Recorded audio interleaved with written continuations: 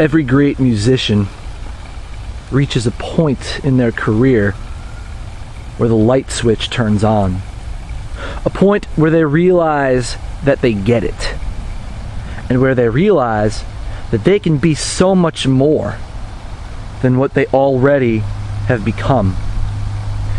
It's up to them to decide whether or not they want to act on this realization by putting out their greatest work.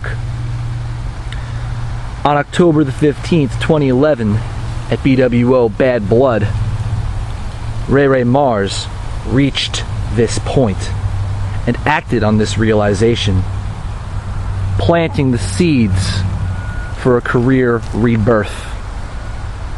And on November the 19th, at BWO Revelations, Ray Mars is officially reborn as the Rockstar Revolution of professional wrestling. And this rebirth takes place at the expense of a man who I finally realized has been lying to me since the day I met him. When I first met Nunzio in February of 2009 to talk to him about training to become a professional wrestler, he told me that he came to the BWO to help a new generation of professional wrestlers reach their full potential. Yet, he used his name recognition to receive championship opportunities there. Championship opportunities that belonged to these very wrestlers he claimed he was trying to help. When Nunzio returned to the BWO at Bad Blood, I asked the higher-ups to let him be the special guest enforcer for my United States Championship rematch with Darius Carter, because I truly believed in my heart that this time around he would stay true to his word and help my generation reach their full potential. And so I wanted him to have the best seat in the house as I finally defeated Darius Carter to become United States Champion for an unprecedented fourth time. When I showed up to Bad Blood, I had no intentions of doing what I did after I lost. It was only after Nunzio showed his true colors that I realized that this is a guy who is just trying to hold people like Ray Mars down to benefit himself and keep himself in the spotlight. Allow me to explain. First of all, special guest enforcer or not, he had no business putting his hands on Carter during our match, therefore taking the spotlight off of me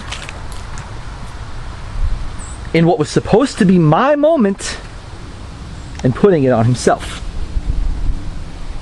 Secondly, when I got pinned, I'll admit, after reviewing the video footage of the match's ending, that I wrongfully accused Nunzio of missing a call. I forcefully pleaded with him that I had gotten my foot on the ropes when I apparently actually didn't. But the second that he told me that he would make it up to me by getting me a rematch with Carter, I finally put all the pieces together and realized that Nunzio was only trying to help me win the United States Championship so that he could be the one to take it off of me. How can a man tell a kid who is trying to break into the business that he's here to help him become all that he can possibly be, and then turn around and try to hold him down just so that he can add another championship to a resume that doesn't need it? In that moment, I realized that this is my biggest chance to embrace and act on this realization that I can only reach my full potential by not letting Nunzio make a name for himself at the expense of his own student. That's why I did what I did. I offer no apologies for my actions or anything that I have done in the past.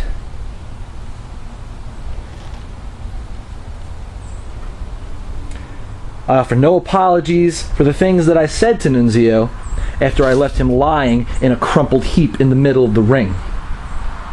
I'm done apologizing for anything that I've done, because apologies are for the weak.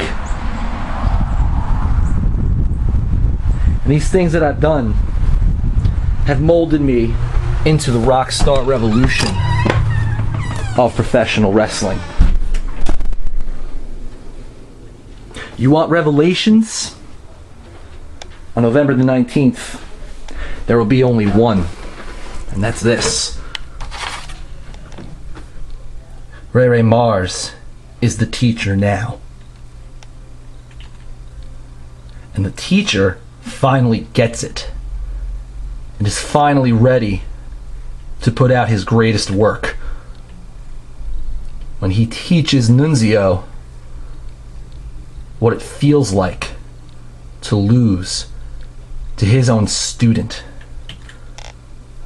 But don't worry, Nuns. I'm not going into this match to try and hurt you. I'm just trying to teach you what it feels like to be lied to.